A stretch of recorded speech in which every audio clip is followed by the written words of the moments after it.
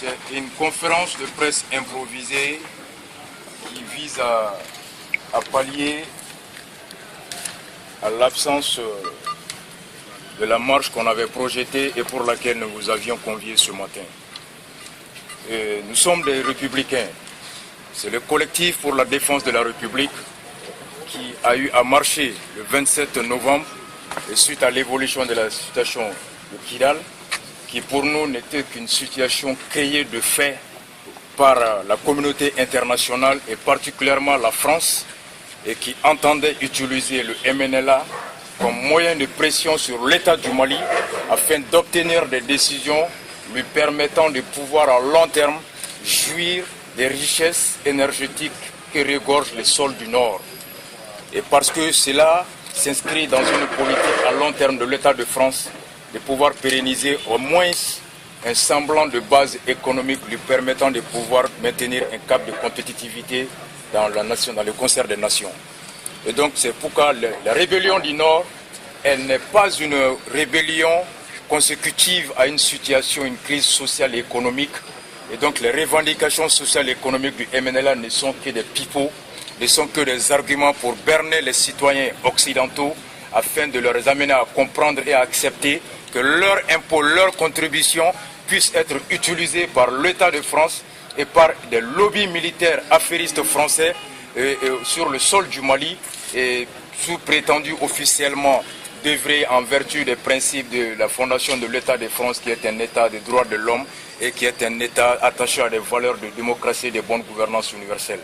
Mais au fond, nous savons très bien qu'il s'agit tout simplement de viser l'uranium du Mali et comme la France a tout le temps œuvré partout dans le monde en vertu de cette phrase de De Gaulle que la France n'a pas d'amis, elle n'a que des intérêts.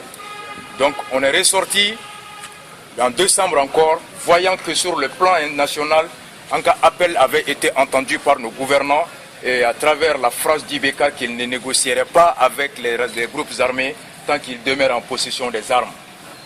Et donc ceci étant, et qu'il n'y a point de négociation par rapport à l'autonomie, il n'y a pas de négociation sur le fédéralisme, sur la laïcité et l'intégrité territoriale.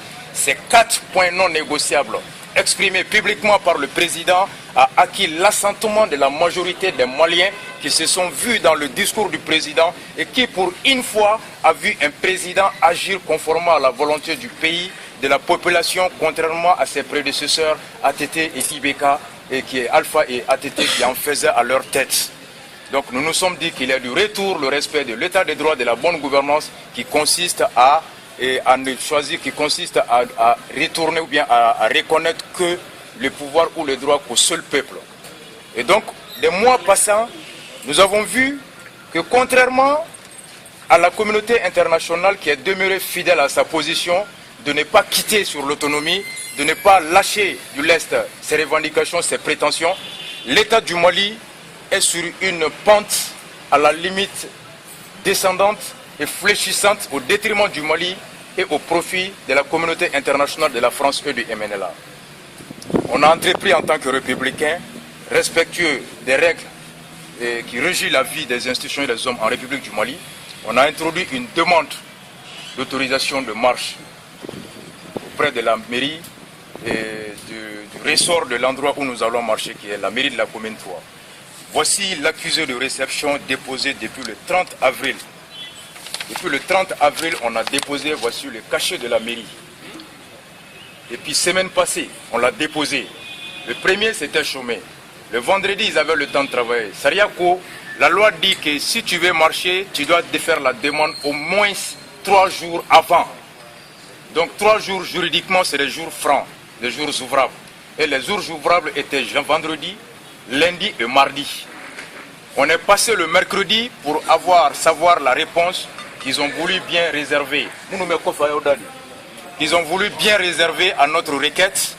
À notre grande surprise, le secrétariat et le Ségal de la mairie nous a dit qu'ils n'ont jamais reçu une copie pareille, une copie de notre lettre.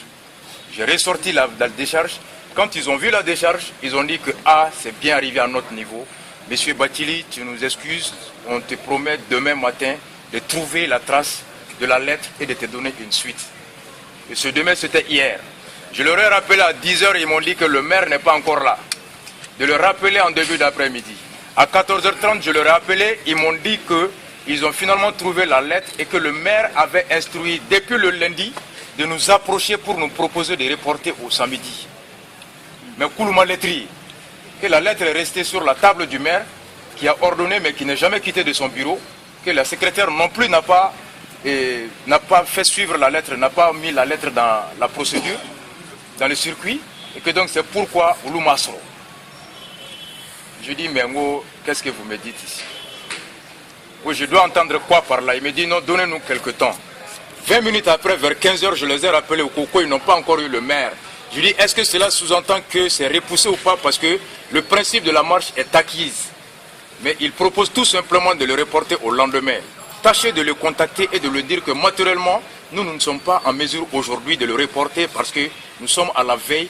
Nous avons fait une conférence de presse, informer l'opinion nationale qui va se déplacer. Donc si vous aviez été très diligent, vous auriez pu nous contacter dans la journée du lundi et avant la conférence de presse, nous n'aurions pas vu de mal à remettre ça au lendemain. Mais donc, sinon, notre décision nous réservons le droit d'attaquer votre décision devant le tribunal administratif et de vous poursuivre la chose. Dès lors, ils se sont mis sur répondeur.